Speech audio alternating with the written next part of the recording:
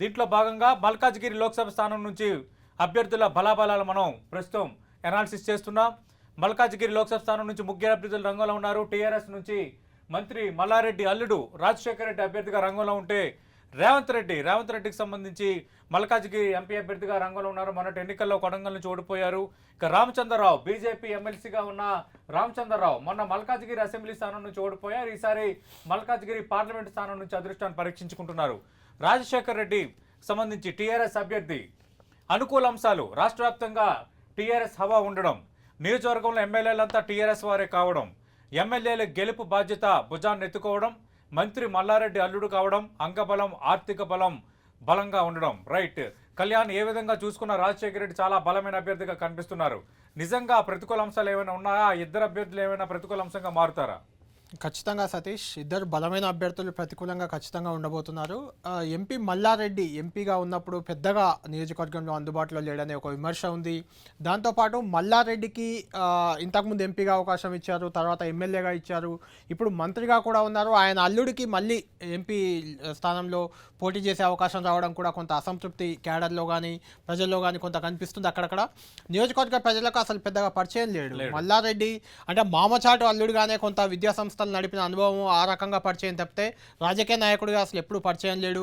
Party cadre, ముఖ్యంగా TRS party క్యాడర్తో కూడా ఎక్కడ పెద్ద సంబంధాలు లేకపోవడం కూడా ప్రతికూల అంశమే. అదేవిధంగా పూర్తిగా అంటే మామ మల్లారెడ్డి లేదంటే కేసీఆర్ చరిష్మా, ఈ రెండు అంశాలపైనే ఆధారపడి రావడం కూడా, అంటే వ్యక్తిగతంగా అభ్యర్థికి చరిష్మా లేకపోవడం కొంత ప్రతికూల అంశంగానే చెప్పుకోవచ్చు. రైట్, ఇక రేవంత్ రెడ్డి కాంగ్రెస్ పార్టీలో బలమైన నేతగా పేరున్న రేవంత్ రెడ్డి కాంగ్రెస్ పార్టీ అభ్యర్థిగా రంగంలో ఉన్నారు. రేవంత్ రెడ్డికి సంబంధించి అనుకూల అంశాలు ఒకసారి చూద్దాం. రాష్ట్ర వ్యాప్తంగా ఉన్న వ్యక్తిగత గుర్తింపు, కేసీఆర్ను ఢీ కొట్టగలరన్న పేరు, ప్రత్యర్థుల కంటే ప్రచారంలో ముందుండడం, సామాజిక వర్గం ఓట్లు ఎక్కువగానే ఉండడం, జనం తరపున ప్రశ్నిస్తారనే పేరు ప్రజల్లో ఉండడం మనం చూసాం.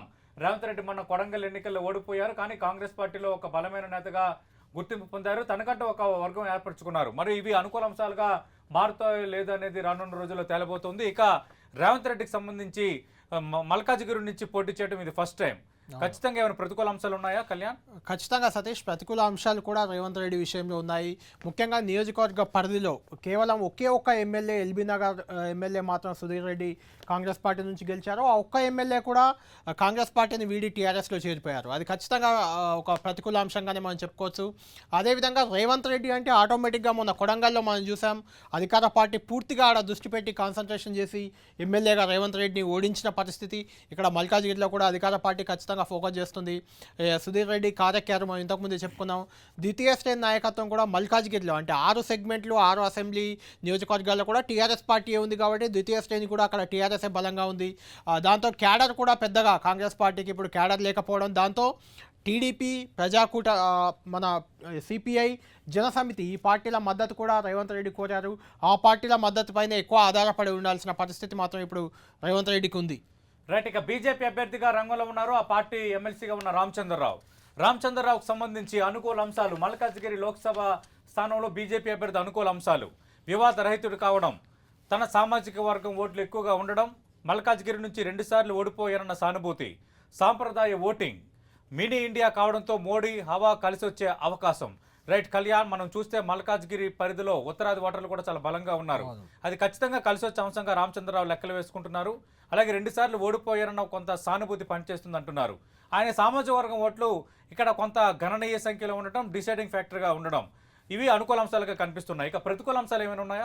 ప్రతికూల అంశాలు కూడా ఖచ్చితంగా మల్కాజ్గిరి స్థానంలో రామచంద్రరావు కొన్ని ఫేస్ చేయాల్సిన పరిస్థితి అయితే ఉంది. ఎందుకంటే అసెంబ్లీ ఎన్నికల్లో, అంటే మల్కాజ్గిరి అసెంబ్లీ సెగ్మెంట్లో 2 సార్లు పోటీ చేశారు. 2 సార్లు కూడా భారీ మెజార్టీతో ఒకసారి, స్వల్ప మెజార్టీతో ఒకసారి ఓడిపోయారు. ఇప్పుడు అసెంబ్లీ నుంచి నేరుగా లోక్సభ అభ్యర్థి అయ్యారు కాబట్టి లోక్సభ ఎన్నికల్లో పార్టీ అంత పెద్ద బలంగా లేకపోవడం ఇబ్బందికరమే. ఆర్థికంగా కూడా మిగిలిన ఇద్దరు అభ్యర్థులు రేవంత్ రెడ్డి కావచ్చు, రాజశేఖర రెడ్డి కావచ్చు, చాలా ఆర్థికంగా బలమైన నాయకులు, వాళ్ళని ఢీకొంటున్నారు. దాంతోపాటు వ్యక్తిగతంగా ఎమ్మెల్సీగా ఉన్నప్పటికీ పెద్దగా, అంటే లోక్సభ నియోజకవర్గం పరిధి మొత్తం ఆయనకి ఇమేజ్ పెద్దగా లేదు. పూర్తిగా పార్టీ ఇమేజ్ పైన ఆధారపడి ఉండడం, నియోజకవర్గంలో కూడా బలమైన నేతలు బీజేపీకి ఎవరు లేకపోవడం కూడా అది ఇబ్బందికర ప్రతికూల అంశంగా మనం చెప్పుకోవచ్చు. ఇక రేవంత్ రెడ్డి, రాజశేఖర రెడ్డి ఇద్దరు కూడా, అంటే టీఆర్ఎస్ పరంగా రాజశేఖర రెడ్డి కొంత బలం ఉంటే రేవంత్ రెడ్డికి వ్యక్తిగతంగా కూడా ఇమేజ్ చాలా ఎక్కువగా ఉంది. కాబట్టి ఇద్దరు బలమైన అభ్యర్థులను ఢీకోవడం కూడా ఈయనకు ప్రతికూల అంశంగా మనం చెప్పుకోక తప్ప సతీష్. రైట్.